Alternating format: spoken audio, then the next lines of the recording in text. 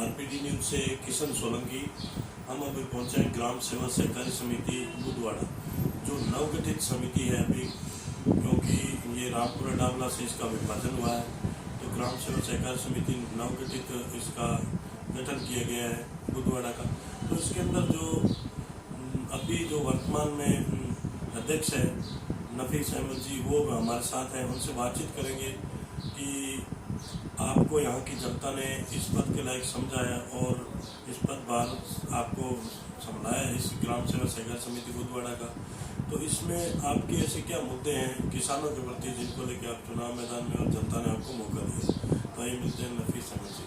Chairman साहब नमस्कार। जी नमस्ते सर। चेयरमैन साहब, आपकी जो ग्राम सेवा सहकारी समिति है पुरानी, तो आपको रामपुरा डाबला लगती थी जी। अभी वर्तमान में आपके कर कमलों द्वारा और प्रयासों द्वारा आज बुधवाड़ा में इसका नवगठित विभाजन हुआ है और यहाँ से अभी लॉन्च भी हुआ है इसका।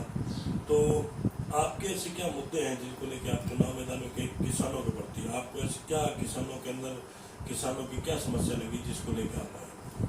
देखो, मैंने गांव के अंदर देखा था कि हमारे गांव में ये सोसाइटी नहीं थी, सहकारी समिति नहीं थी। तो यहाँ से दूर जाना पड़ता था, या तो हमारे गांव में यहाँ तो रामपुरा डाबला जाना पड़ता था या फिर दांतला गांव जाना पड़ता था जहाँ पे सहकारी समिति है। तो लोगों को खाद बीज के लिए बहुत बड़ी परेशानी होती थी। एक तो गांव से दूर जाना पड़ता था, उनका टाइम भी वेस्ट होता था। और हमारे गांव के अंदर ये समिति नहीं थी, तो इस वजह से कि भाई गाँव के लोगों को ये फैसिलिटी मिले, खाद बीज इसी गाँव में उपलब्ध हो, और हमारे गांव के लोगों को ये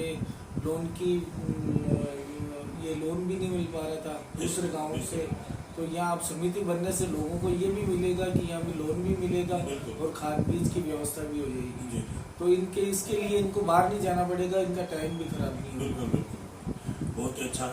तो चेयरमैन साहब, हमने वैसे यहाँ आप किसी परिचय के मोहताज नहीं है, क्योंकि आपको यहाँ के आसपास के लोग सभी जानते हैं और आपके परिचित भी हैं और आपने अच्छी रुचि ली है। लोगों ने हमें इस बात से अवगत करवाया है कि हमारे जो नवगठित ग्राम सेवा सहकारी समिति बुधवाड़ा बनी है, उनके अंदर जो चेयरमैन हमारे वो बहुत ही अच्छे विचारों से इसको लेके चल रहे हैं कि समिति को उभारने की कोशिश में और किसानों के हर मुद्दे पे वो खड़े उतरेंगे। तो जैसे बात करते हैं चेयरमैन साहब, अब की बार पीछे आपने देखा होगा, क्योंकि आप एक जमींदार हैं, आपकी ज़मीन है, आप लोनर हैं एक समिति की, तो आपने देखा होगा कि जो यूरिया है 280-90 रुपये का बैग है, वो अब की बार 400-500 रुपये तक बिक रहा था प्राइवेट डीलरों से, और जो 1350 रुपये का DAP का बैग है वो 2,000 1800 बिक रहा था। किसानों को खोसा जा रहा था प्राइवेट डीलरों के माध्यम से, क्योंकि खाद की बहुत बड़ी किल्लत थी और समितियों के अंदर खाद आ नहीं रही था, क्योंकि कई जगह तो ऐसी स्थिति थी समितियों में कि समितियों के अंदर बजट नहीं है। और आज क्रफ्ट इफको की बात करें कंपनियों की, तो वो पहले RTGS करवाते हैं पैसा, उसके बाद कहीं खाद भेजते हैं। तो कई जगह ऐसी स्थिति बनी हुई थी कि समितियों के अंदर पैसा नहीं था तो खाद नहीं ला पाए और खाद के लिए बहुत ही किसानों को भटकना पड़ा और बहुत ज़्यादा लूटे गए किसानों को। तो आगे अभी आप यहाँ आपकी नवगठित समिति है और आप भी चेयरमैन बने हैं और आप वैसे सक्षम हैं घर से भी, तो आपके ऐसे क्या प्रयास रहेंगे जो आप खाद, जैसे आपकी नवगठित समिति है तो उसके अंदर अगर बैलेंस नहीं होगा तो आप कैसे व्यवस्था करेंगे? देखो, हमारा प्रयास है, अभी मैंने ये अपनी तरफ से ही ये सोसाइटी जो गठित हुई है, ये मैंने अपनी तरफ से ही पैसा जमा करवा कर ये सोसाइटी का गठन करवाया है। बिल्कुल। तो मेरा प्रयास यही रहेगा कि अगर जहाँ तक ये खाद बीज की बात है कि ये जो किसानों को लूटा जा रहा है, तो मेरा प्रयास यही रहेगा कि अगर एक बार के लिए अगर मुझे अपनी तरफ से अगर कुछ लगाना पड़ा पैसा, तो मैं अपनी तरफ से पैसा लगाकर एडवांस के अंदर खाद और बीज की यह व्यवस्था रखूँगा, ताकि लोगों को ना तो बाहर जाना पड़े और ना किसी दूसरे प्राइवेट दुकानों पे जाना पड़े, ताकि उनको ये लूटा जा सके। तो हमारे पास हम कोशिश करेंगे कि भाई ज़्यादा से ज़्यादा यहाँ पर हम ये मेरी तरफ से भी प्रयास करूँगा और गाँव वालों की तरफ से भी ये प्रयास करवाएंगे कि हम सोसाइटी में वो मदद करें और फिर यहाँ पर हम खाद बीज की व्यवस्था कर सकें। बहुत ही अच्छा।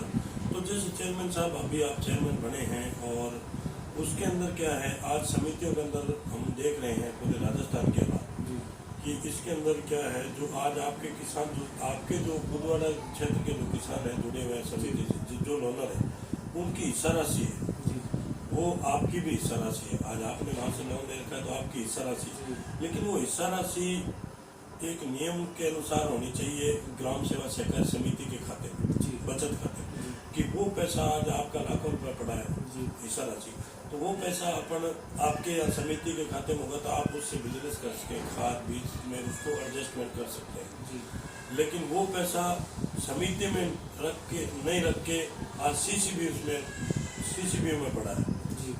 लेकिन वो पैसा सीसीबी में, आज वो सीसीबी है, वो काम ले रहे हैं, उनका ब्याज है, वो इंटरेस्ट आ रहा है, लेकिन आज वो पैसा ओरिजिनलिटी समितियों का होता है।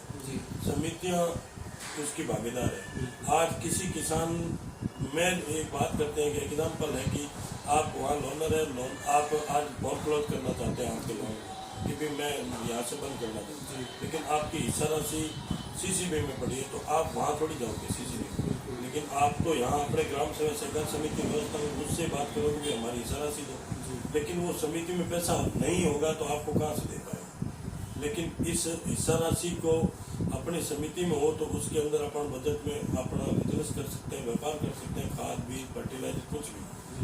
लेकिन इसको नहीं देखकर आज समितियों की जो जितने राजस्थान की पूरे की बात करते हैं, आपके साथी और भी हमारे से मिले हैं, उनसे भी हमने राय ली, लेकिन वो पैसा है जो हिस्सा राशि का सीसीबी में पड़ा है, सीसीबी अपेक्स बैंक ये टैक्स भर रहा है, और जो समिति धरातल पे कमा के दे रही है वो भूख मरने के कगार पे। तो इसके लिए आपके क्या प्रयास रहे?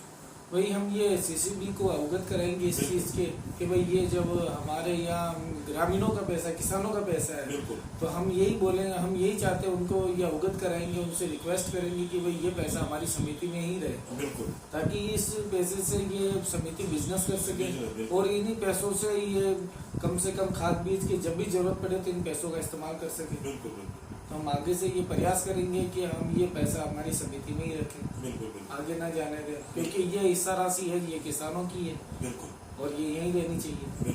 और एक सवाल मेरा और है आपसे चेयरमैन साहब, क्योंकि आप यहाँ की जनता के, आज जनता ने आपको बागडोर दी है और आज उनके आप जैसे प्रजा के राजा हो, क्योंकि किसान आपसे जुड़े हुए हैं, किसान आपसे आशा लगा के बैठे हैं कि हमारे लिए कुछ करो। आज किसानों का आपका भी इंश्योरेंस करता है समिति के अंदर, आज इंश्योरेंस का पैसा आपका भी काटा जा रहा है क्योंकि आप वहाँ के लोनर हो, आपका फसली बीमा कट रहा है, व्यक्तिगत बीमा कट रहा है, लेकिन फायदा कहाँ मिल रहा है? इसके लिए आपके क्या प्रयास रहे, किसानों के प्रति आपकी क्या सोच रहेगी?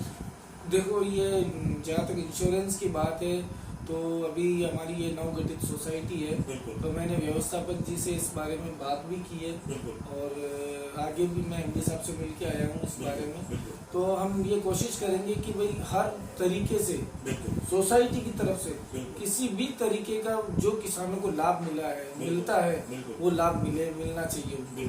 किसी भी तरीके से किसान परेशान नहीं होना चाहिए, चाहे वो लोन से संबंधित हो, चाहे उनके किसानों को जो फसल खराब होती है बारिश की वजह से, चाहे वो हो या फिर इंश्योरेंस की वजह से हो, किसी भी तरीके से किसानों को परेशानी का सामना ना करना पड़े, इसके लिए हम पूरा प्रयास करेंगे। बहुत ही अच्छा। तो और भी जैसे अपने क्षेत्र की कोई ग्राम पंचायत की समस्या हो तो आप हमें अवगत करवा सकते हैं, बता सकते हैं? ग्राम पंचायत की समस्याएं तो देखो, अभी हमारे वो भी एक जगदीश जी गुजर है सरपंच साहब, तो प्रयास करते ही रहते हैं गांव के लिए, वो भी और सोसाइटी के लिए भी उन्होंने प्रयास किया ही था साथ में रह के। तो एक अच्छी बात है क्योंकि वो भी एक युवा रहे और काम कर ही रहे, बाकी तो गांव में जो विकास है वो हो ही रहा है। तो अभी चेयरमैन साहब, एक आपके जैसे हिंदू धर्म का त्यौहार आता है, वैसे भी आपके एक ये त्यौहार की तरह है रमजान के जो रोज़ा चल रहे हैं, इसमें आप अपने क्षेत्र की जनता और किसानों को क्या संदेश देते हैं?